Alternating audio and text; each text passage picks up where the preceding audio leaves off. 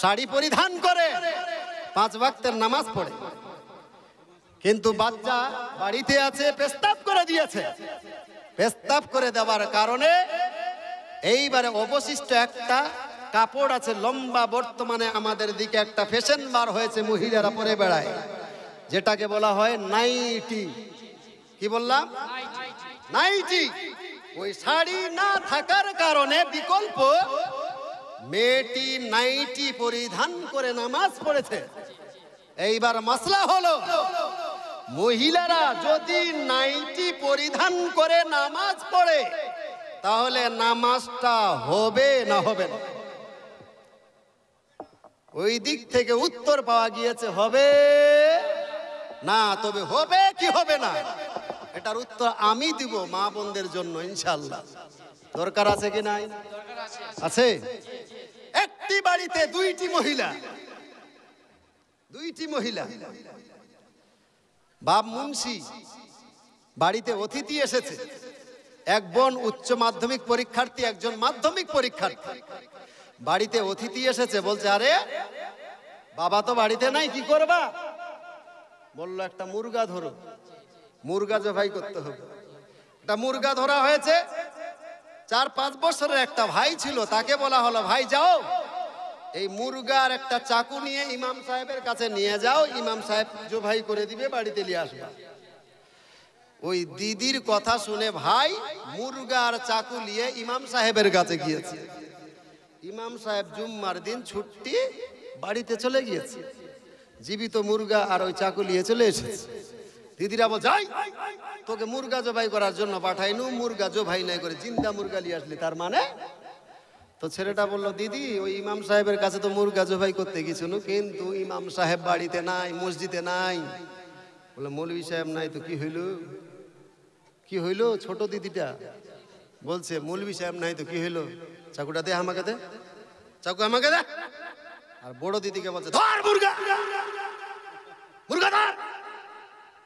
ছোট দিদি চাকু, বড় দিদি মুরগা ধরেছে। এইবারে ছোট দিদি বিসমিল্লাহ আল্লাহু আকবার বলে জবাই করে দিয়েছে। জবাই করে দেওয়ার পরে রান্নাও হয়েছে, আত্মীয় খেয়েছে, সবাই খেয়েছে।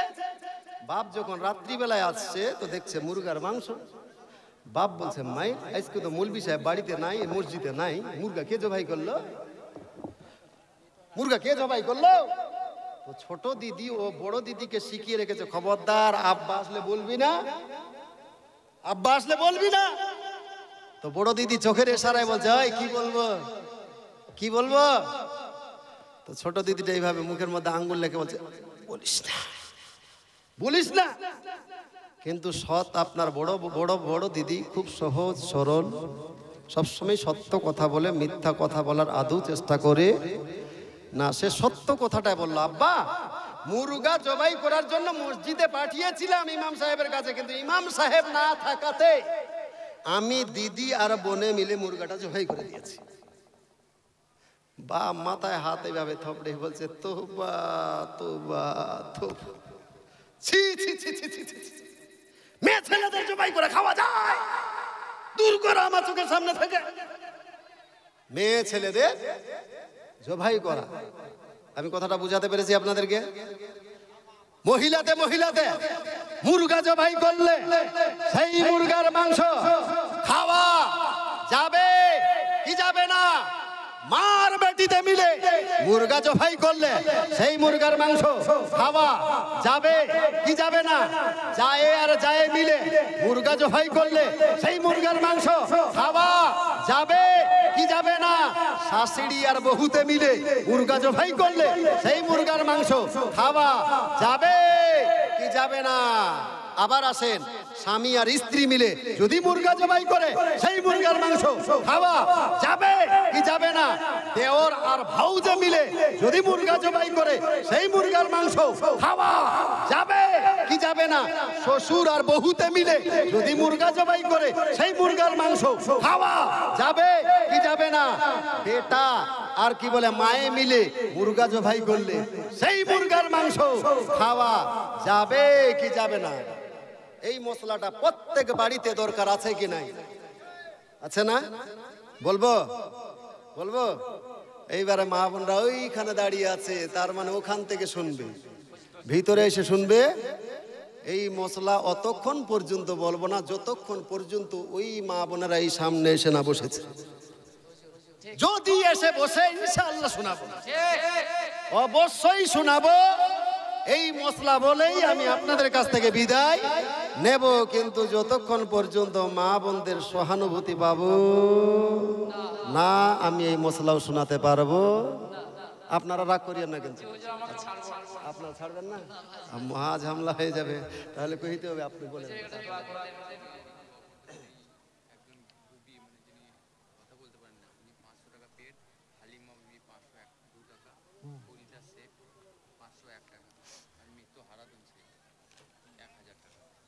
মৃত হারাদন শেখ 1001 টাকা, ফরিদা শেখ 501 টাকা, হালিমা বিবি 502 টাকা, তারপরে বুবি মানে মুখে কথা বলতে পারে না, মাশাআল্লাহ মুখে কথা বলতে পারে না, 500 টাকা দান করেছে। একটু দোয়া চেয়েছেন, দোয়া করেন। আল্লাহুম্মা ইয়া আল্লাহ পাক পারওয়ারদিগারে আলাম, তোমার রাসূলের ঘরের জন্য তোমার অনেক বান্দা দান করেছে, কেউ 5000, কেউ 10000, ইয়া আল্লাহ কেউ 2000, কেউ 1000।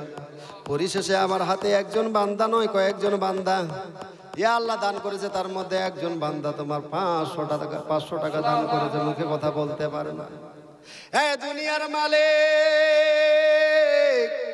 তুমি ডাক্তারের ডাক্তার, যেই রোগ ডাক্তারে ভালো করতে পারে না, যেই ডাক্তার যেই রোগ কোনো নার্সিং হোমে ভালো হয় না, যেই রোগ আপনার কোনো হসপিটালে ভালো হয় না, তুমি যদি ইচ্ছা করো এক ইশারায় মুর্দা পর্যন্ত জীবিত করে দিতে পারো। ইয়া আল্লাহ পাক পারওয়ারদিগারে আলাম, তোমারা যেই বান্দা মুখে কথা বলতে পারে না, দয়া করে মেহেরবানি করে এই দান তোমার দরবারে কবুল করে তার বাক শক্তি ফিরাইয়া দাও, পুনরায় তারে কথা বলার সুযোগ করে দাও। ইয়া আল্লাহ তার শরীরের মধ্যে যাহা কিছু সমস্যা আছে সেই সমস্যাটাকে দূর করে দাও। এইভাবে যত দানি দান করেছে, যারা যেই নিয়ত দিয়ে দান করেছে, তাদের দান তোমার দরবারে কবুল করে নাও। রব্বানা তাকাব্বাল মিন্না ইন্নাকা আনতাস সামিউল আলিম ওয়া তুব আলাইনা ইন্নাকা আনতাত তাওয়াবুর রহিম। ওয়া সাল্লাল্লাহু তাআলা আলা খায়রি খালকিহি ওয়া নূরি আরশি মুহাম্মাদিন ওয়া আলিহি ওয়া সাহবিহি আজমাইন বিরহমাতিকা ইয়া আরহামার রাহিমিন। আমিন সুম্মা আমিন। বাকে লা ইলাহা ইল্লাল্লাহু মুহাম্মাদুর রাসূলুল্লাহ। এইবার একটু ঠান্ডা মস্তিষ্কে শুনেন রে বাবা, আমি আলোচনা আপনাদের কাছে শেষ করে নাই। আমার নবী আমার আল্লাহর কিভাবে বান্দা, এই বিষয় নিয়ে আমি আলোচনা করেছিলাম। পাহাড় সম পরিমাণ গুনাহ করার পর আল্লাহর কাছে যদি এক ফোঁটা চোখের পানি ফিরাইয়া দিতে পারেন, আপনার চোখের পানিটা গাল থেকে নামতে দেরি হবে, আল্লাহর কাছে সেই দোয়া কবুল হতে দেরি হবে না। আমার আপনার জীবনে এমন এমন পাপ রয়েছে, আজকে আমি যে একজন বক্তা এই স্টেজে বসে আছি রে বাবা, আমার জীবনে এমন একটা পাপ আছে, যেই পাপটার খবর যদি আপনারা জানেন, আমাকে সবাই ছিছা করবেন, বলবেন যে না এই মৌলানা এই স্টেজে বসার কি বলে আপনার যোগ্যতা রাখে না। আপনার জীবনে এমন পাপ রয়েছে, রাতের গভীরে এমন পাপ করেছেন, যেই পাপটা আপনি কাউরে শেয়ার করতে পারেন না, যেই পাপটা আপনার স্ত্রীরে শেয়ার করতে পারেন না, বাপ মারে শেয়ার করতে পারেন না, আপনার ছেলে মেয়েরে শেয়ার করতে পারেন না। কাল কিয়ামতের দিবসে হাজার হাজার মানুষের সামনে সেই পাপটাকে বহির প্রকাশ করানো হবে। আপনি সেই দিন কিভাবে সহ্য করবেন?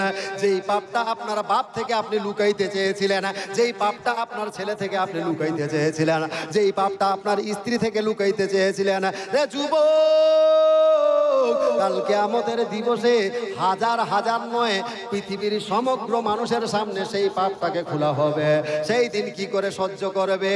তবে ওই পাপটা করার পরে তুমি যদি আল্লাহর কাছে খাস নিয়তে একবার তওবা করতে পারো, তওবা করে মরতে পারো, আমার আল্লাহ তওবা করার সাথে সাথে তোমার সেই পাপটা মাফ করে দিবে। জোরে বলুন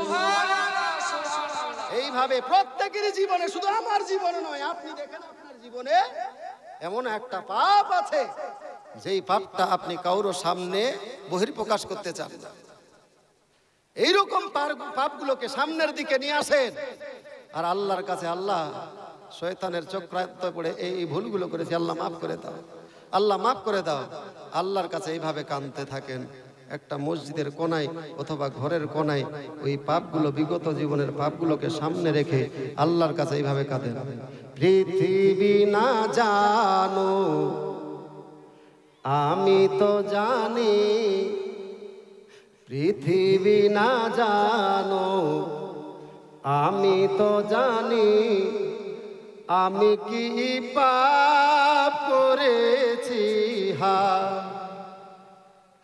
আমার পাপে করিলে বিচার, আমার পাপে করিলে বিচার, বাঁচার নাই উপায়।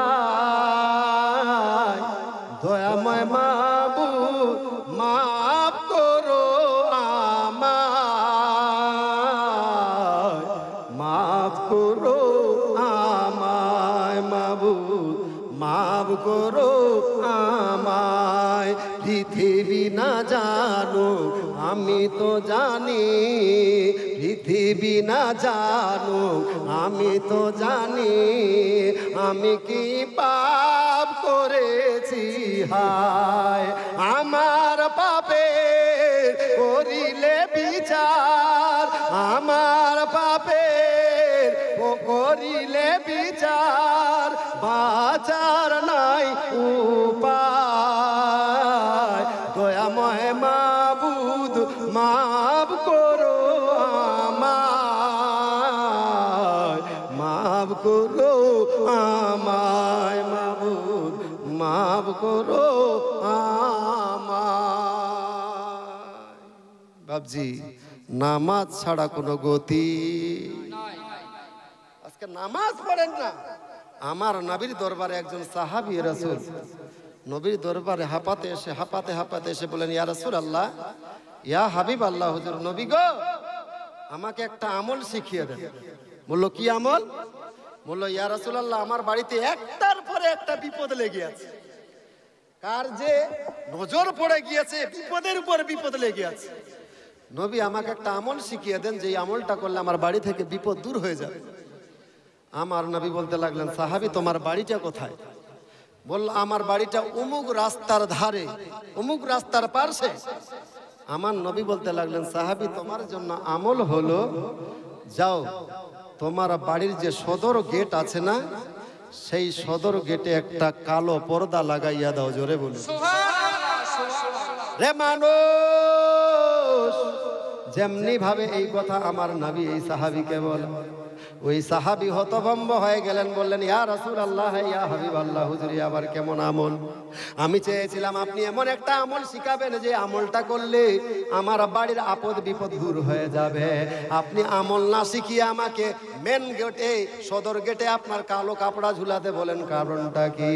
আমার দয়ার নবী, মায়ার নবী বলতে লাগলেন, সাহাবী, যেহেতু বললে তোমার বাড়িটা রাস্তার ধারে, এর জন্যই আমি নবী বললাম তোমার দরওয়াজায় একটা কালো কাপড় লাগাইয়া দাও। কেন? বললে, এরই জন্য ওই রাস্তা দিয়ে কত মানুষ হেঁটে যায় রে সাহাবে, ওই রাস্তা দিয়ে নামাজি বেনামাজি কত মানুষ হেঁটে যায়। নিশ্চয়ই হয়তো ওই রাস্তা দিয়ে কোনো বেনামাজি মানুষ হেঁটে যাবে, আর ওই বেনামাজির বদ নজর তোমার বাড়িতে পড়ে গিয়েছে, যার ফলে তোমার বাড়িতে একটার পরে একটা বিপদ লেগে আছে। জোরে বলুন। বেনামাজিদের বদ নজর লাগার কারণে তোমার বাড়িতে একটার পরে একটা বিপদ লেগে আছে, যার জন্য আমি নবী বললাম তোমার জন্য কোনো আমলের প্রয়োজন নাই, ওই সদর গেটে একটা কালো পর্দা লাগাইয়া দাও। বেনামাজির বদ নজর তোমার বাড়িতে পড়বে না, তোমার বাড়িতে আপদ বিপদও আসবে না। জোরে বলুন। তাহলে চিন্তা করতে পারেন, একটা বাড়িতে বেনামাজির বদ নজর পড়লে, সেই বাড়িতে যদি বিপদ আপদ লেগে থাকে, তাহলে যেই বাড়িতে বাপ নামাজ পড়ে না, যেই বাড়িতে মা নামাজ পড়ে না, যেই বাড়িতে বেটা নামাজ পড়ে না, যেই বাড়িতে বেটি নামাজ পড়ে না, সেই বাড়িতে আল্লাহর কিভাবে বরকত হতে পারে? কখনো সেই বাড়িতে আল্লাহর বরকত হতে পারে না। এরই জন্য বলবো, প্রত্যেকটা পরিবারকে, প্রত্যেকটা মানুষকে, মা, আপনার ছেলের যখন 7 বছর বয়স, আমার নবী বলেন, মুরু আওলাদুকুম বিসসালাত, তোমার বাচ্চাকে 7 বছর বয়সে নামাজের ট্রেনিং দাও, নামাজের ট্রেনিং দাও। আজকে ছেলে যদি স্কুলে না যায়, প্রাইভেটে না যায়, তার জন্য কত আপনার কি বলে লোভ লালসা দিয়ে ছেলেকে পাঠান। বেটা জানা রে স্কুলে যা, তোকে আমি কুড়কুড়ে কিনে দিব। বেটা তুই স্কুলে যা, প্রাইভেটে যা, তোকে আমি ক্যাডবেরি কিনে দিব। এইভাবে স্কুলে পাঠিয়েছেন, প্রাইভেটে পাঠিয়েছেন। মা একবার নিজের ছেলেকে নামাজের জন্য কখনো লোভ দেখিয়েছেন? কখনো বলেছেন বেটা তুমি নামাজ পড়ো, তোমাকে এই কিনে দিব, বেটা তুমি নামাজ পড়ো, তোমাকে ওই কিনে দিব? আপনার ছেলে এমনিতেই নামাজি হবে না। আমিও 3টা কন্যা সন্তানের বাচ্চা বাপ মা। আমার মেয়ে যখন 6 বছর বয়স, ওই টাইমে আমার মেয়েকে আমি কিভাবে নামাজের ট্রেনিং দেওয়াচ্ছি আপনিও পারবেন, আপনারও কাছে সহজ। আপনার মেয়েকে বলবেন, আমার মেয়েকে বললাম মা দিন রাইতে কয় ওয়াক্ত নামাজ পড়ে? তোমার দাদি বলল 5 ওয়াক্ত। এই বেটি তোমাকে নামাজ পড়তে হবে। বললো আব্বা সম্ভব নয়। কি করে সম্ভব? বেটি তোমাকে 5 ওয়াক্তের নয়, এই 5 ওয়াক্তের মধ্যে কোনো একটা ওয়াক্ত তুমি বেছে নাও, যেই ওয়াক্তটা ভালো লাগে তুমি ওই 1 ওয়াক্তের নামাজ পড়ো, ডেলি ডেলি ওই 1 ওয়াক্তর নামাজ পড়বা। বললো হ্যাঁ 1 ওয়াক্তের নামাজ পড়তে পারবো বাবা। বললো কোন নামাজটা তোমাকে ভালো লাগে মা? তো আমার মেয়ে বলছে ও বাবা ওই যে আমার বুবু ওই সন্ধ্যার টাইমে যে নামাজটা পড়ে না, ওই টাইমে আমি ফ্রি থাকি, ওই নামাজটা পড়া আমার জন্য সহজ হয়ে যাবে। মেয়েকে বললাম ঠিক আছে ওই নামাজটা পড়ো। মা ওই মেয়েটা আমি আজকে অহংকারের জন্য বলে নাই মা, শুধুমাত্র আপনাদেরকে বুঝবার জন্য। মেয়েটা 6 বছর বয়সে শুধু মাগরিবের নামাজ পড়তে লাগলেন। ওই মাগরিবের নামাজ পড়তে লাগলো। 2 মাসের মাথায় আমাকে নিজেই মেয়েটা বলছে আব্বু আব্বু 1 ওয়াক্তের নামাজ পড়তে পারছি, আপনি যদি বলেন আরো 1 ওয়াক্ত নামাজ পড়তে পারবো, আরো 1 ওয়াক্তের নামাজ পড়তে পারবো। মা আমার মেয়েকে বললাম তাহলে বলো তুমি কোন ওয়াক্তের আর নামাজ পড়তে চাও? এইবারে বলছে ওই যে বিকাল বেলায় আমার দাদি নামাজ পড়ে ওই নামাজটা পড়তে পারবো। এইরকম করে 2 ওয়াক্ত নামাজ শুরু করলো। আবার 6 মাসের মাথায় বলছে আব্বু যখন 2 ওয়াক্ত নামাজ পড়তে পারছি, তাহলে রাতের বেলায় ওই টাইমেও ফ্রি থাকি, ওই নামাজটাও পড়তে পারবো। এইরকম 6 মাস 1 বছরের মধ্যে আমার মেয়ে আপনার বর্তমানে 13 বছর হতে গিয়েছে, 13 বছর হতে গিয়েছে। এখন বর্তমানে আমার মেয়ে 5 ওয়াক্তের একজন পূর্ণ 5 ওয়াক্তের নামাজি। জোরে বলুন এইভাবে নামাজ শিখান আপনার বাচ্চাকে, আপনার ছেলেকে। আপনার ছেলে নামাজ পড়তে পারবে, বাচ্চাকে নয়। আপনি বড় মানুষ, এতদিন ধরে নামাজ পড়ে অভ্যেস নাই না, আপনাকে বলবো আপনিও নামাজ এইভাবে শুরু করেন। আপনি 5 ওয়াক্তের পারেন না তো আপনার সময় মতো যেটা ভালো লাগে একটা ওয়াক্ত বেছেলেন যে 5 ওয়াক্তের মধ্যে আমি এই আসরের ওয়াক্তটা পাবো। আসরের ওয়াক্তটাই আপনি ডেলি ডেলি পড়েন, ডেলি ডেলি। আপনি 4 ওয়াক্ত না পড়েন, যদি পারেন তাহলে পড়েন। এই আসরের ওয়াক্তটাই ডেলি ডেলি পড়েন। অটোমেটিক এটাকে কিছুদিন পড়ার পরে আপনার অন্তরের মধ্যে নামাজের মহব্বত ভরে যাবে। আবার 1 ওয়াক্ত বাড়িয়ে দিবেন, 1 ওয়াক্ত থেকে 3 ওয়াক্ত বাড়িয়ে দিবেন। যখন 3 ওয়াক্ত হয়ে যাবে না, তখন আপনার মন বিবেক বাধা দিবে, আরে মন আমি এই 2 ওয়াক্ত 3 ওয়াক্ত নামাজ পড়তে পারছি, আর 2 ওয়াক্ত পারবো না। অটোমেটিক আপনি একজন পূর্ণ 5 ওয়াক্তের নামাজি হয়ে যাবেন। এইবারে প্রশ্ন হলো যে মৌলভী সাহেব আমি যদি 1 ওয়াক্তের নামাজ পড়ি 5 ওয়াক্তের জায়গায়, তাহলে কি সওয়াব পাবো? কে বলেছিল? কোন মৌলভী বলেছিল আপনাকে যে 1 ওয়াক্তের নামাজ পড়লে সওয়াব পাওয়া যাবে না? কে বলেছিল নামাজ পড়লে পাওয়া যাবে না 1 ওয়াক্তের সওয়াব? এই কোরআন আপনার কি রমজান মাসে, গত রমজান মাস যে আপনার রোজা গেল, এই রমজান মাসে কোনো একজন ভাই মাত্র 1টা রোজা রেখেছে, বলেন ও সওয়াব পাবে কি পাবে না? পাবে না। 1টা ওয়াক্ত পড়েছে, আপনার একদিন আপনার কি রোজা করেছে, তার সওয়াব পাবে। বাকি 28 দিন, 29 রোজা গিয়েছে, এবার 28 দিন যে রোজা করেনি, এই রোজা না করার কারণে তাকে জাহান্নামে ঠুকাই খেতে হবে, তাকে জাহান্নামের ঠুকাই খেতে হবে। তদরূপ কোন ব্যক্তি যদি 1 ওয়াক্ত নামাজ আদায় করে অবশ্যই তার সওয়াব হবে, কিন্তু বাকি যে 4 ওয়াক্ত নামাজ পড়ে নাই তার জন্য তাকে জাহান্নামে জ্বলতে হবে, তার জন্য জাহান্নামে জ্বলতে হবে। আর কতদিন? হাদিস শরীফের মধ্যে আছে 1 ওয়াক্তের নামাজ কাজা হলে তাকে 80 হুকবা জাহান্নামে জ্বলতে হবে। কত হুকবা বললাম? 80 হুকবা। এই হুকবার হিসাবটা শুনেন, ৭০,০০০ বছরে 1 হুকবা। কত হাজার বছর? ক্যালকুলেটর থাকলে হিসাব করেন। ৭০,০০০ বছরে 1 হুকবা। আর 1 ওয়াক্তের নামাজ কাজা হলে আপনাকে 80 হুকবা জাহান্নামে জ্বলতে হবে। সুতরাং আপনি 5 ওয়াক্তের জায়গায় যে 1 ওয়াক্তের নামাজ আদায় করেছেন, ধরেন আপনার আসরের নামাজ, এই আসরের দরুন আপনাকে জাহান্নামে জ্বলতে হবে না। ওই মাগরিব পড়েন নাই, এশা পড়েন নাই, ফজর পড়েন নাই, জোহর পড়েন নাই, এর জন্য 80 হুকবা করে জাহান্নামে জ্বলতে হবে। সেই জায়গায় যদি আর এক ওয়াক্তের নামাজ পড়তেন তাহলে 80 হুকবা বেঁচে যেতেন। কাল কিয়ামতের দিবসে এইগুলোর জন্য মাথা আছড়াবেন, আল্লাহ কেন পড়ে নাই। আরে আমার সাথেই এই লোকটা জালসা শুনেছিল, এও নামাজ পড়তো না, কিন্তু মৌলভী সাহেবের কথা শোনার পরে পরের দিনে তওবা করে 5 ওয়াক্তের নামাজই হয়ে গিয়েছে। আমি কেন পড়ে না?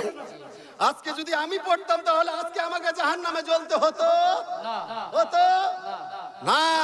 কাল কিয়ামতের দিবসে সেই ব্যক্তি আফসোস করবেন। সুতরাং জয় ওয়াক্তের নামাজ পড়বেন তো ওই ওয়াক্তেই লাভবান হবেন, জাহান্নাম থেকে পরিত্রাণ পাবেন। জয় ওয়াক্ত পড়বেন না তো এই ওয়াক্তর জন্য 80 হুকবা করে আপনাকে জাহান্নামে জ্বলানো হবে।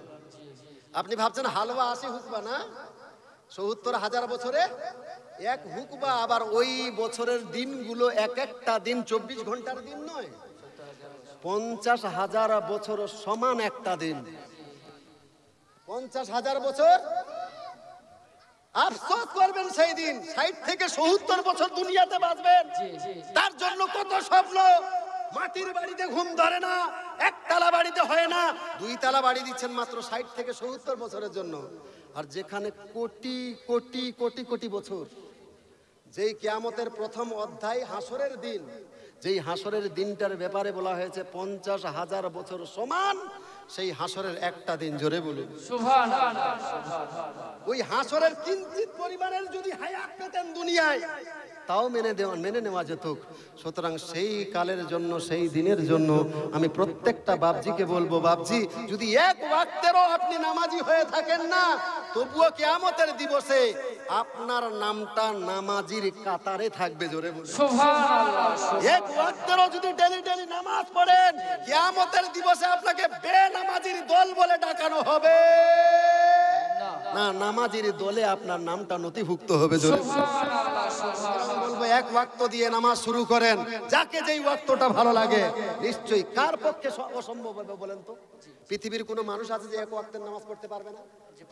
ওর কাছে ভারী হবে। সুতরাং বলবো এখানে যখন বর্তমানে যারা অবশিষ্ট আছেন, যারা পড়েন না নামাজ, যারা পড়ছেন আলহামদুলিল্লাহ, আগামী কাল থেকে এক ওয়াক্তের নামাজ হলেও নামাজ পড়বেন। এইরকম একজন ব্যক্তি যায় নামাজ পড়েন না, হাত উঠাতে পারবেন?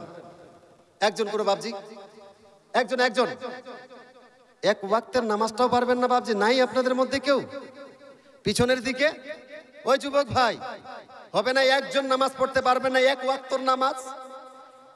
মাশাআল্লাহ, নারায়ে তাকবীর, নারায়ে রিসালাত। এ ভাই আসো একটু সামনে, তোমার দিকে মুসাফা করব। আজকের জালসা সাকসেস, এক ওয়াক্তে তো নামাজি বানাতে পেরেছে আপনাদের এই জালসা। জালসা কামিয়াব হয়ে গিয়েছে। জালসায় কালেকশন হোক চাই না হোক, জালসা কেউ শুরুক চাই না শুরুক, এক ওয়াক্তের একটা নামাজি বানানো হয়েছে আজকের জালসায়। আপনার জালসা সাকসেস হয়ে গেছে, জোরে বলুন। দেখেন 5 ওয়াক্ত পড়েন আপনি। যারা পড়েন না তাদেরকে বলেছিলাম, ওই ভাই পড়ছেন, বলছে আমি 5 ওয়াক্তের নামাজ পড়ি, আমি 5 ওয়াক্তের নামাজ পড়ি, ওদেরকে বলি না। তাও আলহামদুলিল্লাহ ভাইজান আমার হাত দেখিয়েছে। ও যুবক, আজকে তোমার মতো যুবক সে যদি 5 ওয়াক্তের নামাজ পড়তে পারে, তুমি কেন পারবা না ভাই? তোমার মতোই একজন যুবক সে পারলো, তুমি কেন পারবা না? ও পর্দার আড়ালের মা, আজকে তুমি স্কুলের বাহানা করে স্টুডেন্ট বলে আজকে ফাঁকি দিচ্ছ আল্লাহকে। অথচ গতবারে যারা কলেজ টপার হয়েছে, যারা ভালো রেজাল্ট করেছে, তাদের খবর নিয়ে দেখা গেল অধিকাংশ মেয়ে আপনার বোরখা পরিহিতা এবং 5 ওয়াক্তের নামাজের সাথে সাথে অনেক মেয়ে তাহাজ্জুদের নামাজ পড়ে, জোরে বলুন সুবহানাল্লাহ। এই যে মুস্কান খান দেখলেন না, তার খবর নিয়ে দেখা গেল শুধু নাম কামানোর জন্য নয়, তুমি তো ফেসবুকে ভাইরাল হওয়ার জন্য, টিকটকে ভাইরাল হওয়ার জন্য কত অভিনয় করেছো। আজকে টিকটকে ভাইরাল হওয়ার জন্য ছেলেরা মেয়ে সাজছে, ছেলেরা মেয়ের মতো শাড়ি পরিধান করে নাটক করছে, তাও ভাইরাল হতে পারে না। কিন্তু আল্লাহর কসম, ওই মুস্কান খান একটা বারও ভাইরাল হওয়ার জন্য ওই স্লোগান দেয় নাই। শুধুমাত্র আমার নবীর আদর্শের মালাটা গলায় নিয়ে জীবন অতিবাহিত করার জন্য 3টা বার ডানে বামে তাকিয়ে দেখলেন, কেউ তার সহযোগিতা করার নাই। 3টা বার আল্লাহু আকবার, আল্লাহু আকবার বলে 3টা ধ্বনি দিয়েছেন। ওই 3টা ধ্বনি দেওয়ার সাথে সাথে মুহূর্তের মধ্যেই আমার আল্লাহ গোটায় দুনিয়ার মধ্যে তাকে ভাইরাল করে দিয়েছে। সুবহানাল্লাহ, সুবহানাল্লাহ। মা ওই মেয়েটা শুধু বোরখা স্কুলে পড়ে যাবে, স্কুলের বেলায় নয়, কলেজের বেলায় নয়, পরক্ষণে তার বাড়িতে জানা গেল যে ওই মেয়েটা 5 ওয়াক্তের নামাজের সাথে সাথে তাহাজ্জুদের নামাজও পড়ে, জোরে বলে। আর তুমি বাহানা করছো স্টুডেন্ট, আমি পড়তে পারবো না।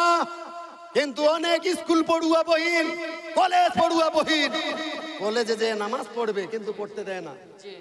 কলেজে নামাজ পড়ার জন্য প্রতিবাদ করছে মেয়েটা, আর আপনি বাড়িতে বসে নামাজ পড়তে পারেন না। সুতরাং আর আলোচনা লম্বা করব না, অনেক আলোচনা করেছি। পরিশেষে একটা ছোট্ট করে গজল বলে আমি আপনাদের কাছ থেকে বিদায় হব। আর